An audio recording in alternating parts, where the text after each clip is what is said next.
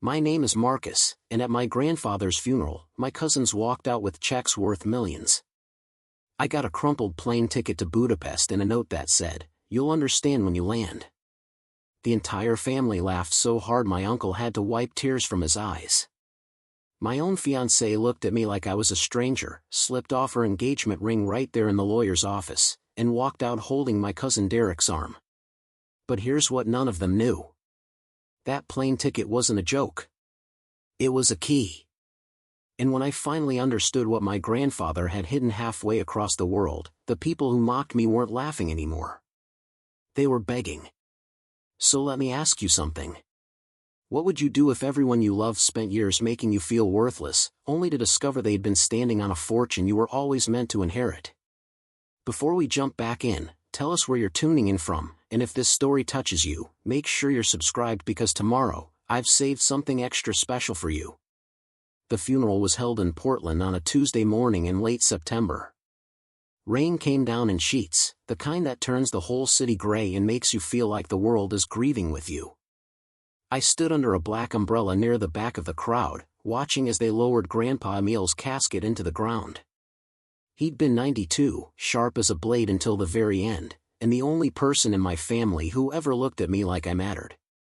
My cousin stood up front. Derek in his tailored suit, arms crossed like he owned the cemetery. Vanessa beside him, dabbing at dry eyes with a handkerchief she probably bought just for the occasion. My Aunt Patricia clutched her purse so tight her knuckles went white, already calculating what she'd get. They all knew the will reading was scheduled for that afternoon. That's why half of them even showed up.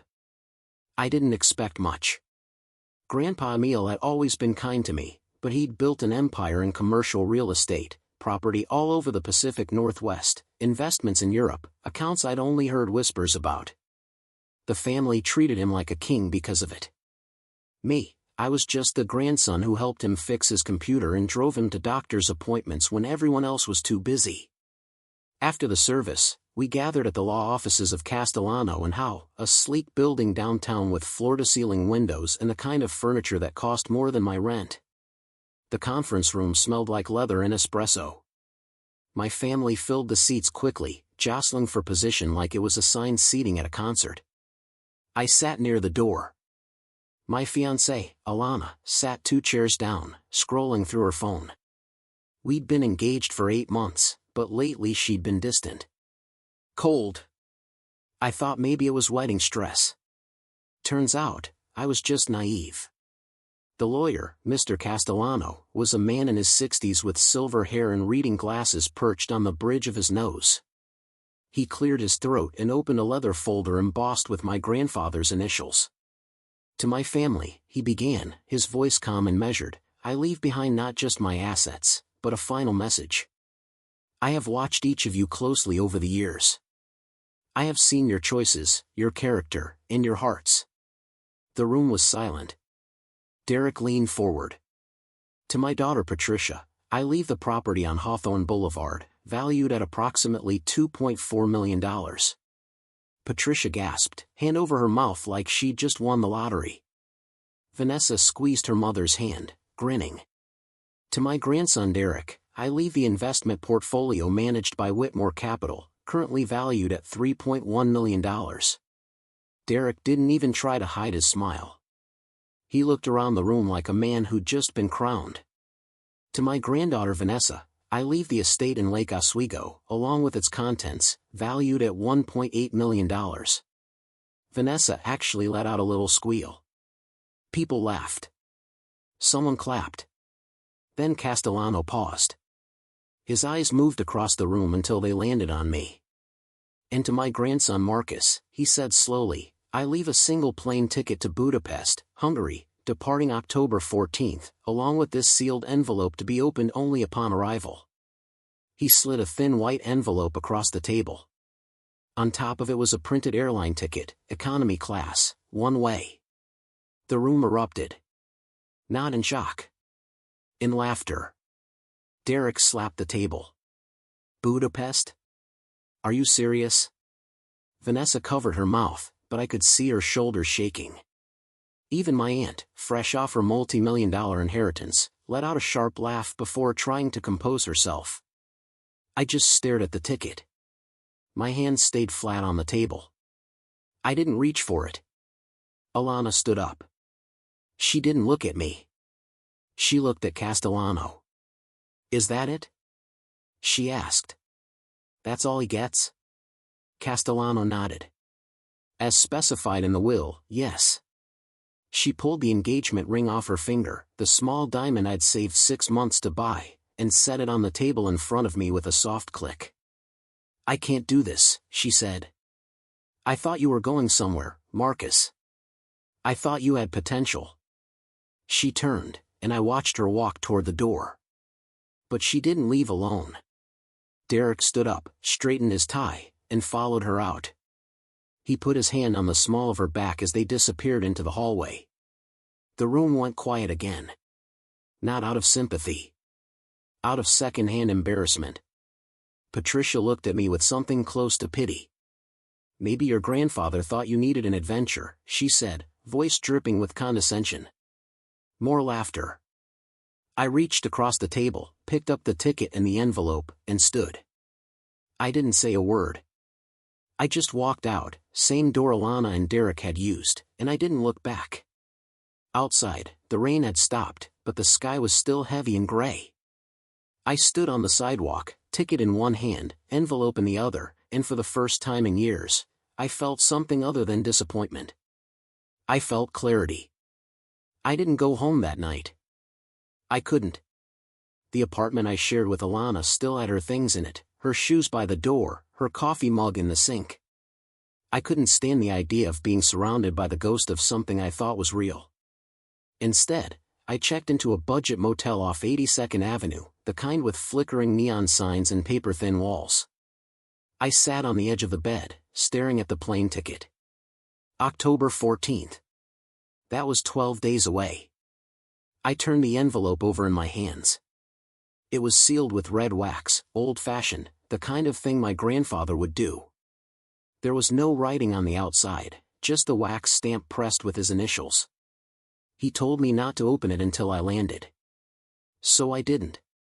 The next few days were a blur. I called in sick to work, which wasn't hard since I hated my job anyway. I avoided calls from my family. I sat in that motel room and tried to make sense of what had happened. On the 5th day, my phone rang. It was a number I didn't recognize. I answered. "Hello? Marcus?" The voice was unfamiliar, accented, European maybe. "Yeah. Who's this?"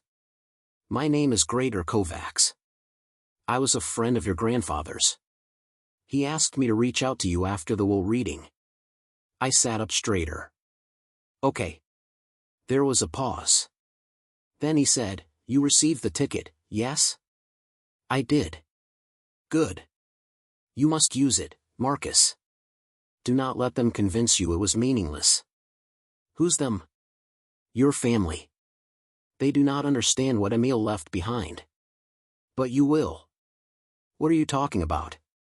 "Come to Budapest. Open the envelope when you land. Everything will make sense." He hung up before I could ask anything else. I stared at the phone, heart pounding. I didn't know who Gregor Kovacs was. I didn't know what my grandfather had planned. But for the first time since the funeral, I felt something close to hope. October 14th came faster than I expected. I packed light, just a duffel bag with clothes, my passport, and the envelope. I didn't tell anyone I was leaving. Not my family. Not my former fiancée. I just went. The flight was long. 15 hours with a layover in Frankfurt. I spent most of it staring out the window, watching clouds stretch endlessly below, thinking about my grandfather. He used to tell me stories about his life before he came to America. He'd grown up in Hungary, left during the revolution in '56, built everything from nothing. But he never talked much about what he'd left behind. When the plane finally descended into Budapest, I felt my chest tighten. The city spread out below, the Danube cutting through it like a silver ribbon, bridges lit up even in the daylight. I cleared customs, grabbed my bag, and found a quiet corner near the baggage claim. My hands were shaking as I broke the wax seal and opened the envelope. Inside was a single piece of paper, folded twice. I unfolded it slowly. The handwriting was my grandfather's, shaky but unmistakable. "Marcus," it began. "If you are reading this, then you have done what I hoped you would. You did not let their laughter stop you. You did not let their cruelty define you. That is why I chose you. What I am about to tell you will change your life. But you must be brave. You must be smart. And you must not tell them anything until the time is right." In 1956, I fled Hungary with nothing but the clothes on my back. But I did not leave empty-handed. I left behind something precious, something I have protected for 70 years. It is yours now. Go to the address below. Ask for Gregor. He will take you to what I have hidden. Trust him. Trust yourself. And remember, Marcus. Wealth is not what you inherit. It is what you protect. Below that was an address. District 5. A street name I didn't recognize. I stood there in the middle of the airport, reading the letter 3 times, trying to process what it meant. My grandfather had hidden something. Something valuable. Something he'd kept secret from everyone. And he'd left it to me. I folded the letter carefully, slipped it back into the envelope, and walked toward the exit. The air outside was crisp and cool, the smell of the city unfamiliar but not unpleasant. I flagged down a taxi, showed the driver the address, and watched as the city blurred past the window. We drove through narrow streets lined with old buildings, their facades cracked and weathered but beautiful in a way that felt timeless. The taxi stopped in front of a small bookstore tucked between a cafe and a tailor shop. The sign above the door read Kovacs SFIA, Konivek. I paid the driver and stepped out. The bookstore looked like it had been there for 100 years. The windows were dusty, filled with stacks of old hardcovers and faded maps. I pushed the door open.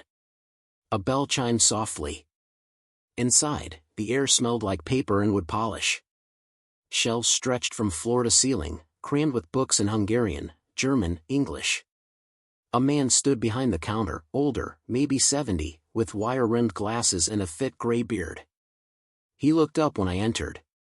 "You are Marcus," he said. Not a question. I nodded. He smiled, warm and genuine, and came around the counter. "I am Gregor.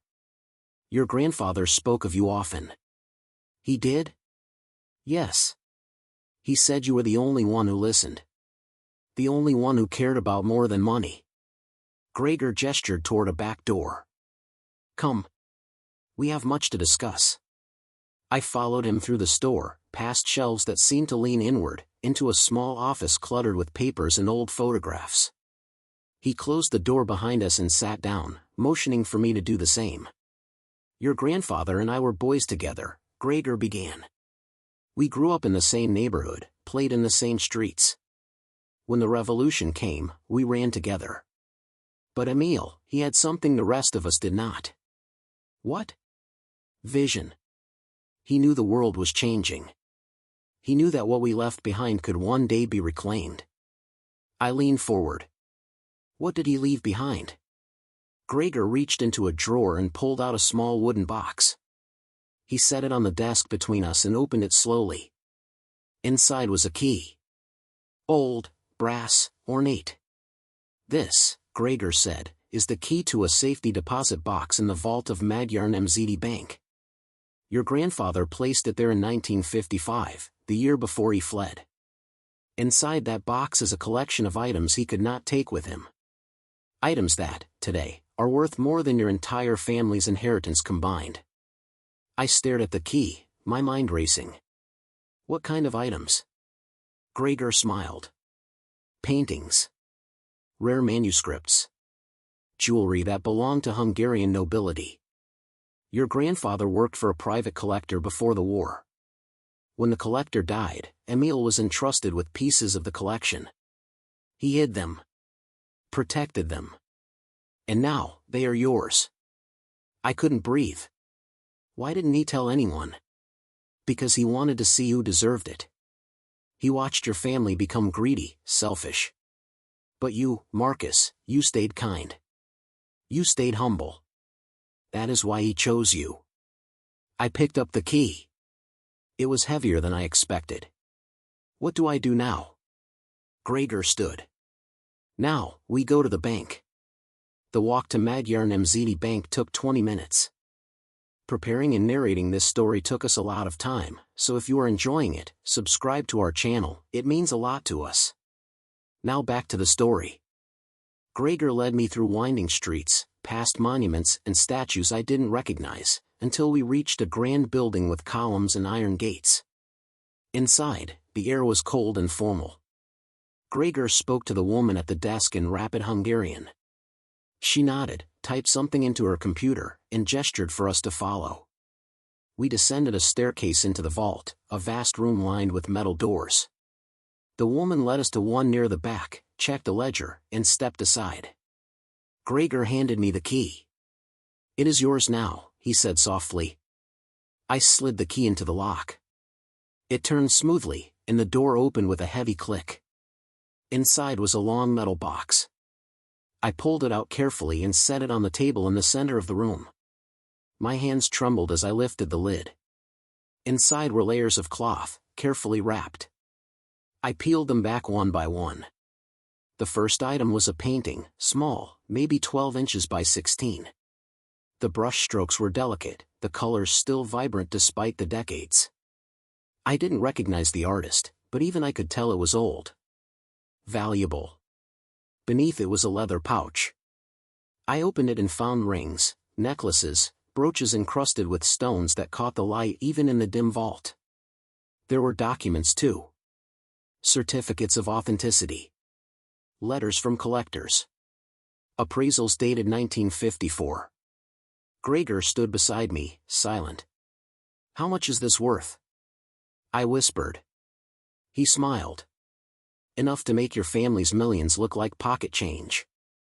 I stood there, staring at the contents of the box, and for the first time since my grandfather died, I understood. This wasn't just an inheritance. It was a test. And I had passed. I stayed in Budapest for 3 days, learning everything I could about what my grandfather had left behind. Gregor introduced me to appraisers, historians, people who move through the art world like shadows. Each one examined the items from the safety deposit box with the kind of reverence usually reserved for religious artifacts. By the end of the second day, I had numbers. Numbers that made my legs feel weak. The painting alone was worth close to $4 million. It was a lesser-known work by a Hungarian master, thought lost during the revolution. The jewelry, once belonging to a countess who fled during the war, was appraised at another $3 million. The manuscripts, rare texts on medieval history written in Latin, carried value that transcended money. Collectors would fight over them. In total, Gregor estimated the collection was worth somewhere between $12 and $15 million. Maybe more, depending on the buyer. I sat in his bookstore office on that third evening, documents spread across the desk, trying to wrap my mind around it all. My grandfather had carried this secret for 70 years. He'd built a life in America, raised a family, and never once mentioned what he'd left behind. And now it was mine. But Gregor's voice cut through my thoughts, pulling me back. You must be careful, Marcus, he said, pouring 2 glasses of Palinka, a Hungarian fruit brandy that burned going down. Your family will not accept this quietly. I don't plan on telling them yet. Good. But they will find out eventually. People like them always do. I took a sip of the brandy, felt it warm my chest. What do you mean, people like them? Gregor leaned back in his chair, fingers steepled. Your grandfather told me stories. About your cousin Derek, how he borrowed money from Emil and never paid it back. About your Aunt Patricia, how she tried to convince him to sell properties so she could get her cut early. They have always seen him as a bank, not a person. I thought about the reading, the laughter, Alana's face when she took off the ring. They thought I was nothing, I said quietly. Because that is what they wanted to believe. It made them feel superior. I looked down at the documents, the authentication letters, the photographs of each item carefully catalogued. My grandfather had planned this meticulously. Every detail accounted for. He knew exactly what he was doing. Why did he wait so long? I asked. Why not sell these things years ago? Gregor smiled, sad and knowing. Because he was waiting for the right person. He wanted to see who in the family had a soul. The words hit harder than I expected. I flew back to Portland 4 days later. The flight felt different this time. I wasn't running away from humiliation. I was returning with purpose. The collection was being handled by a broker Gregor recommended, a woman named Clara who specialized in European estates. She would manage the sales discreetly, reach out to private collectors, ensure everything was legal and clean. It would take months, maybe a year, but the money would come.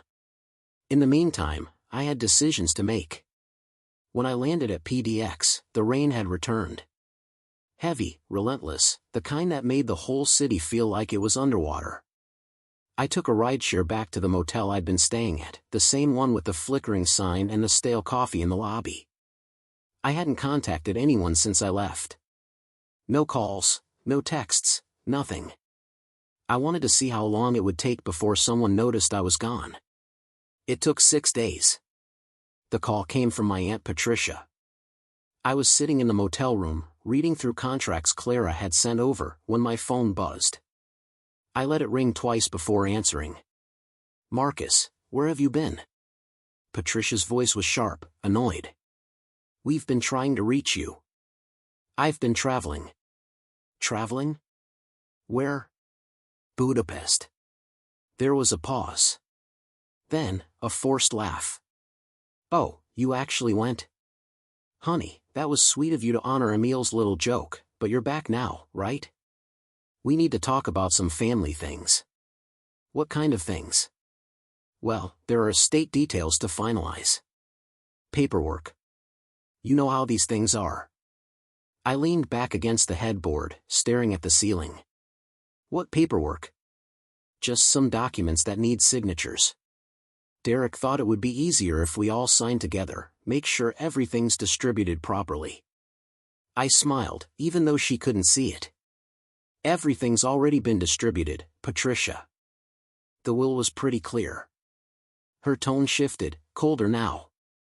Marcus, don't be difficult. This is family. I know exactly what this is. I hung up before she could respond. 20 minutes later, Derek called. I didn't answer. He left a voicemail. Hey, man, it's Derek. Look, I know things got weird at the reading. We were all just stressed, you know how it is. But seriously, we should talk. There's some stuff with Grandpa's estate that needs sorting out, and we want to make sure you're not left out of the loop. Call me back. I deleted it without listening to it a second time. The next day, I moved out of the motel and into a small furnished apartment in southeast Portland, near Hawthorne. It wasn't much, just a studio with a kitchenette and a view of a parking lot, but it was mine. Clean slate. No memories. I spent the next 2 weeks doing something I should have done years ago. I went through my grandfather's things. Not the things my family had claimed, the properties and the portfolios, but the personal items.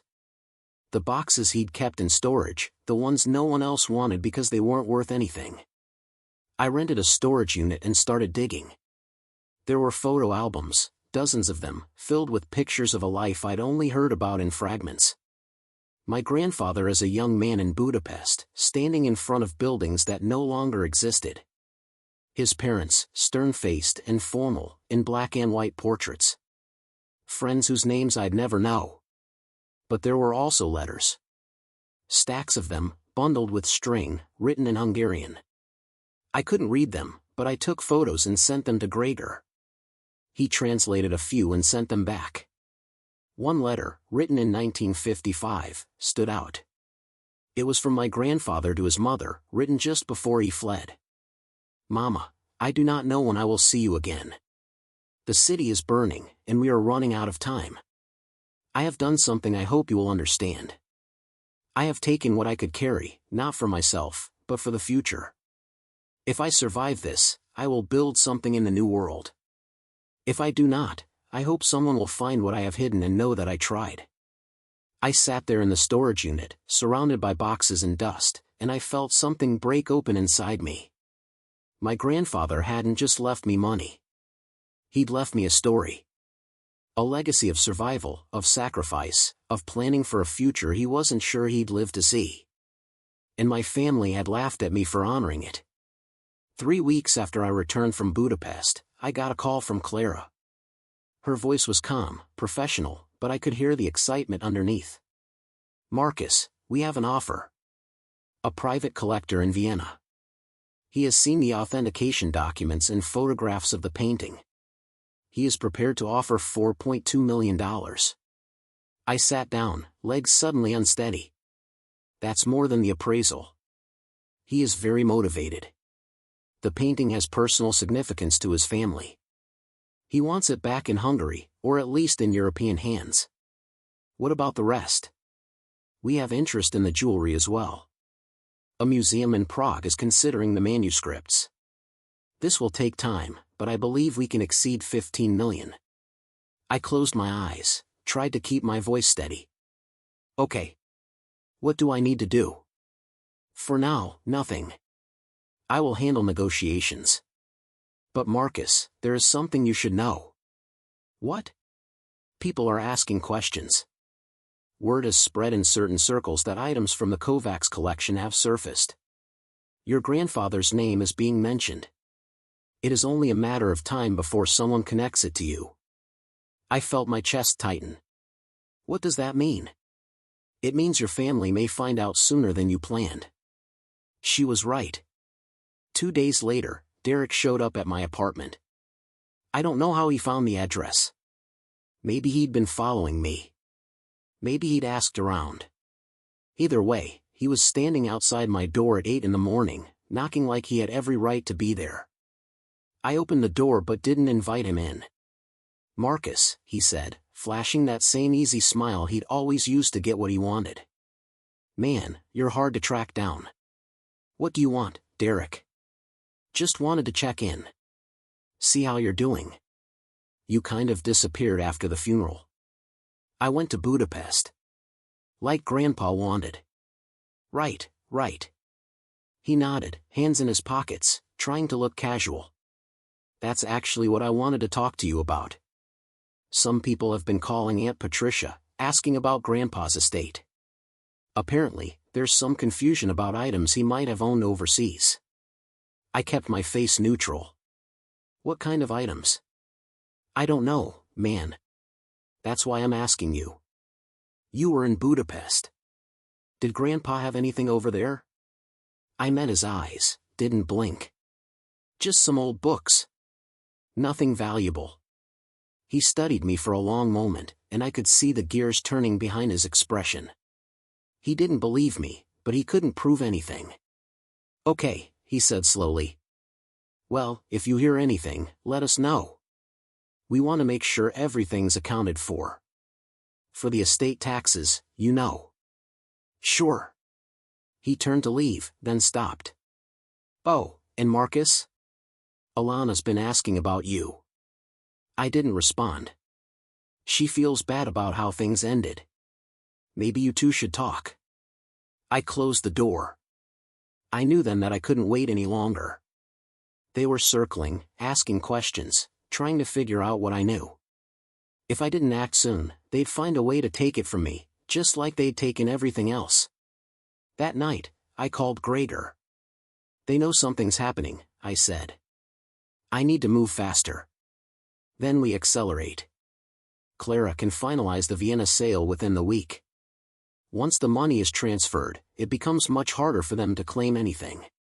What about the rest? We sell what we can quickly, hold the rest in trust. But Marcus, you must prepare yourself. When they find out the truth, they will come for you. Let them." I hired a lawyer the next day. Not the family lawyer, not Castellano, but someone who specialized in international estates and asset protection. Her name was Jordan Park, and she had a reputation for being ruthless. We met in her office downtown, a space all glass and steel that felt like a fortress. I laid out everything. The will, the plane ticket, the collection in Budapest, the offers from buyers, and the questions my family was starting to ask. Jordan listened without interrupting, taking notes on a yellow legal pad. When I finished, she set down her pen and looked at me. "Your grandfather was smart," she said. "By keeping the collection overseas and leaving it to you through a private mechanism, he bypassed probate entirely. Your family has no legal claim to it." That's what I thought.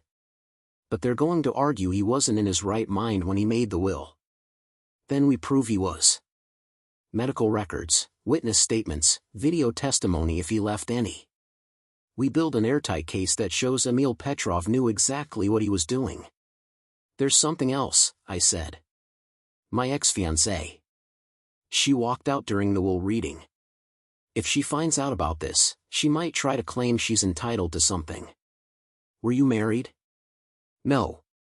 Just engaged." "Then she has no standing. But if she tries, we'll shut it down." I felt some of the tension ease from my shoulders. "One more thing," Jordan said. "You need to document everything. Every conversation with your family, every question they ask, every attempt they make to manipulate or intimidate you. If this goes to court, we'll need evidence of their behavior." I thought about the voicemails, the sudden interest in my well-being, Derek showing up at my door. "I can do that." "Good. Now let's talk about what happens when the sales go through. You're about to come into a significant amount of money. We need to set up protections. Trusts, LLCs, offshore accounts if necessary. Your family cannot be allowed to access any of it." We spent the next 2 hours going over strategies, structures, contingencies. By the time I left her office, I had a plan. Not just for protecting the money, but for making sure my family understood exactly who they'd underestimated. The Vienna sale closed on a Friday. $4.2 million, transferred into an account Jordan had set up under a trust one controlled. The money hit at 3 in the afternoon, and I sat in my apartment staring at the confirmation email, trying to process the fact that my life had just changed completely. I didn't celebrate. Didn't call anyone. Just sat there, feeling the weight of it. That evening, I went for a walk. The rain had finally stopped, and the streets were slick and shining under the streetlights. I walked through the neighborhood, past coffee shops and bookstores and bars filled with people who had no idea what I was carrying. My phone buzzed. A text from Patricia. "Marcus, we need to meet. Tomorrow. It's important." I didn't respond. Another text, this time from Vanessa. "Hey cuz, heard you might have found something in Europe. We should talk. Family should stick together." I turned off my phone. The next morning, I woke up to 17 missed calls. Patricia, Derek, Vanessa, even my Uncle Richard who I hadn't spoken to in 5 years. They'd found out.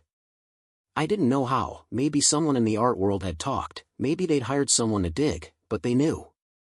I made coffee, sat at my small kitchen table, and waited. The knock came at 9:30.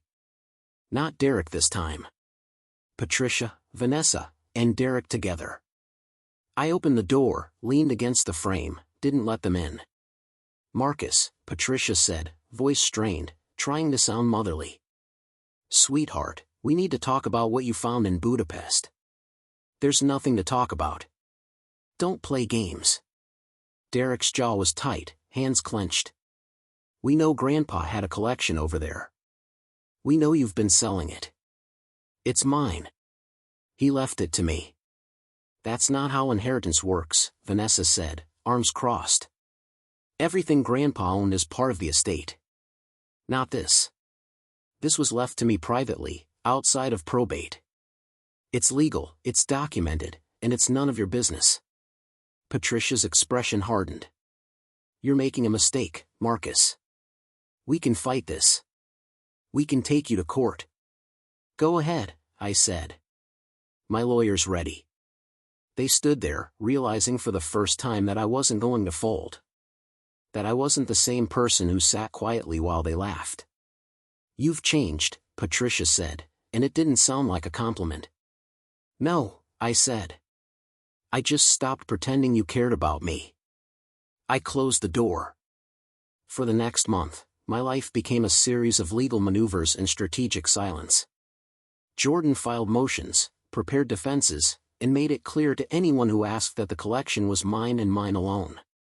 My family hired their own lawyer, threatened lawsuits, sent letters demanding documentation. But they had no case. My grandfather had been meticulous, and every piece of paper, every authentication document, every witness statement supported my claim. The jewelry sold next.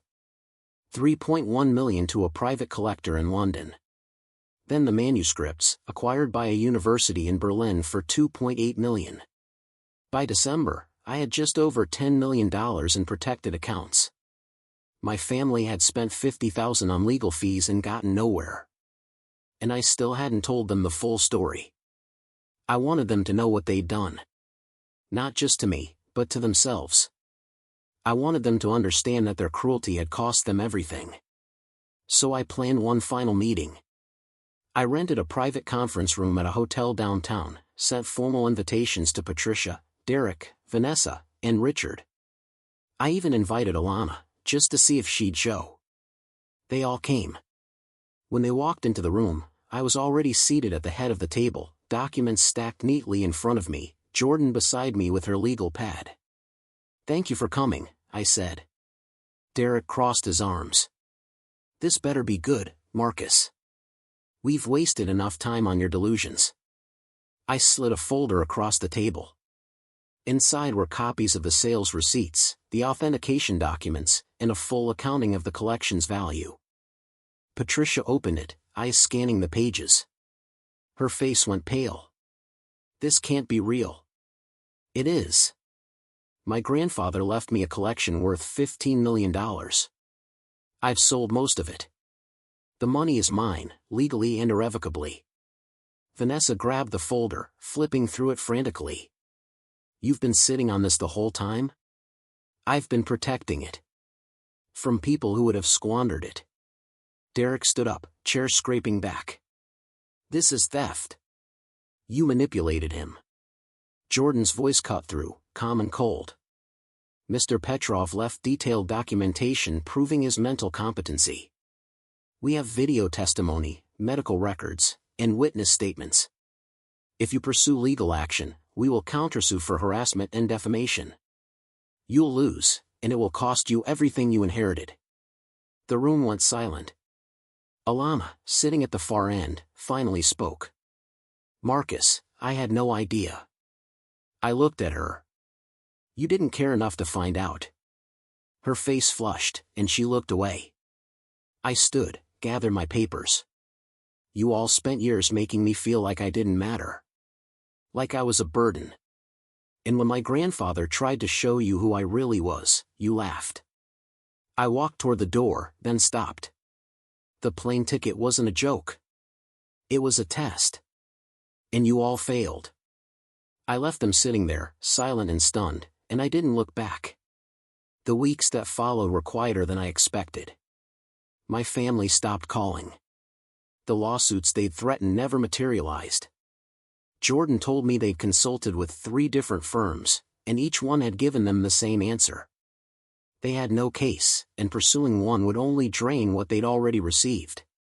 I moved into a house in the West Hills, nothing extravagant, just a modest place with a view of the city and enough space that I didn't feel like the walls were closing in. I kept my life simple. Paid off my debts, set up investments, created a foundation in my grandfather's name to support refugees and immigrants trying to build new lives. But there was one piece of unfinished business.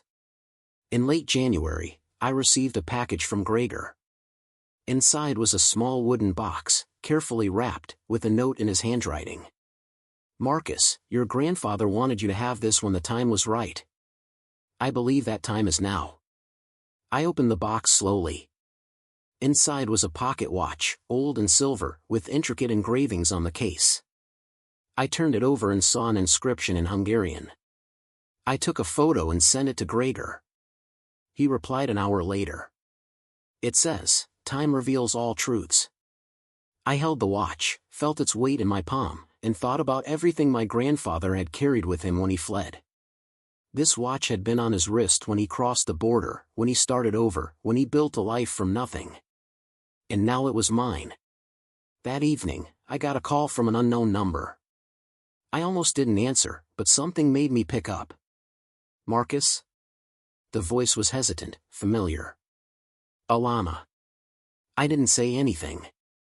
"I know I don't have the right to call you," she continued, words tumbling out quickly. "But I needed to say something. I needed to apologize." I sat down on the couch, staring out at the city lights below. "I was wrong," she said. "About everything. About you, about what mattered, about walking away. I let Derek convince me that you weren't going anywhere, that you'd never amount to anything. And I believed him because it was easier than believing in you. Why are you telling me this now? Because you deserved better. And because I need you to know that I see it now. I see what I gave up." I closed my eyes. "You didn't give me up, Alana. You threw me away the second you thought I wasn't worth keeping." She was quiet for a long moment. "I know. And I have to live with that. I hope you do." I hung up before she could say anything else. It wasn't about revenge. It wasn't even about closure. It was about finally understanding that some people only see your value after they've lost access to it. And by then, it doesn't matter anymore. In March, I flew back to Budapest. Gregor had invited me to a small gathering at his bookstore, a celebration of my grandfather's life and legacy.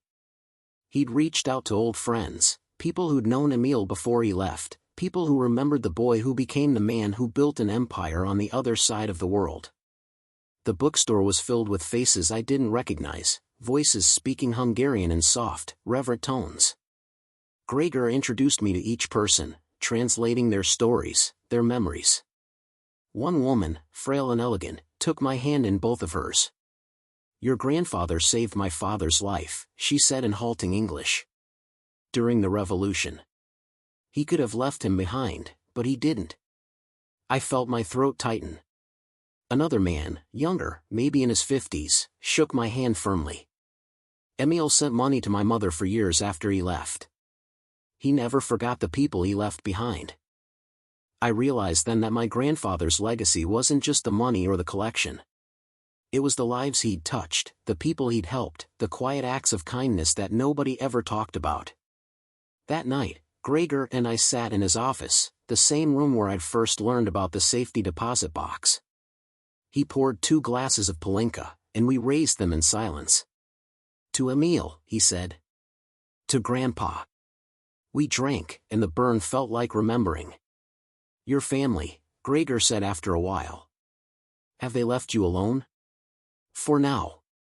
I think they finally realized they can't touch what he left me." "Good." He nodded slowly. "But Marcus, you must understand something. What your grandfather gave you was not just wealth. It was a choice." "What do you mean?" "He gave you the choice to be bitter or to be better. To hoard or to give. To punish or to forgive." I thought about that. About the foundation I'd started, the scholarships I'd funded, the way I'd chosen to honor my grandfather's memory. "I'm trying to be better," I said. "I know. He can see that." When I returned to Portland, spring had arrived. The rain had softened, and the city felt lighter somehow. I spent my days working with the foundation, meeting with families who needed help, listening to their stories. One afternoon, I got an email from Jordan. It was brief, professional, but I could sense the satisfaction in her words. "Your family has formally withdrawn all claims. The matter is closed." I read it twice, then closed my laptop. It was over. But the strange thing about endings is that they don't always feel the way you expect. I thought I'd feel triumphant, vindicated, like I'd finally won. Instead, I just felt tired. And maybe a little sad. Not for them. For what could have been if they'd just chosen differently. In May, I received a letter from Vanessa. It was handwritten, 3 pages on cream-colored stationery. "Marcus," it began. "I don't expect you to forgive me. I don't even know if I deserve to ask. But I wanted you to know that I've been thinking about everything that happened, and I realize now how cruel we were. How blind." She went on to describe her own regrets, the way she'd justified her behavior, the moment she realized she'd been wrong. "I'm not asking for money," she wrote near the end. "I'm not asking for anything. I just wanted you to know that I'm sorry. Truly." I folded the letter, set it on my desk, and didn't respond. Some apologies come too late. Not because they're insincere, but because the damage is already done. And no amount of remorse can undo the years of feeling invisible, worthless, expendable. By summer, I'd settled into a rhythm. I worked with the foundation in the mornings, spent afternoons reading in coffee shops or walking through Forest Park. I started dating again, casually, nothing serious. Just rediscovering what it felt like to be seen as someone worth knowing. One evening in July, I was sitting on my back deck, watching the sun set over the hills, when my phone buzzed. It was a message from Derek. "Can we talk?" I stared at it for a long time, debating whether to respond. Finally, I typed back. "About what?" "About everything. I was wrong. I know that now." I set the phone down, poured myself a glass of wine, and watched the sky turn from gold to pink to deep purple. 20 minutes later, I picked up the phone again. "I'm not interested in talking, Derek. But I appreciate you saying it." I blocked his number after I sent it. Forgiveness isn't something you owe people just because they finally figured out they were wrong. Sometimes, the kindest thing you can do for yourself is to let them live with the consequences of their choices. In September, almost a year after the will reading, I stood in front of my grandfather's grave. I hadn't been back since the funeral. Couldn't bring myself to face the place where everything had started. But now, I felt ready. I knelt down, placed my hand on the cold stone, and spoke quietly. "I did what you asked," I said. "I went to Budapest. I found what you left. And I understand now why you chose me." The wind moved through the trees, carrying the smell of rain and earth. "Thank you," I said. "For believing in me when no one else did." I stood, brushed off my knees, and walked back to my car. As I drove away, I glanced in the rearview mirror one last time. The grave grew smaller, but the weight I had been carrying finally lifted. I thought about the plane ticket, crumpled and laughed at, the thing that had seemed like the cruelest joke. I thought about how close I'd come to not using it, to letting their laughter convince me it was worthless. But my grandfather had known. He'd known that the people who mock you the loudest are the ones who fear your potential the most. And he'd given me the key to prove them wrong. Not with anger. Not with bitterness. But with quiet, unshakable proof that I was exactly who he believed I was. Someone worth believing in. I drove through the city, past the places I used to feel small, and I realized something. The plane ticket hadn't just taken me to Budapest. It had taken me to myself. And that was the inheritance that mattered most. Up next, you've got 2 more standout stories right on your screen. If this one hit the mark, you won't want to pass these up. Just click and check them out.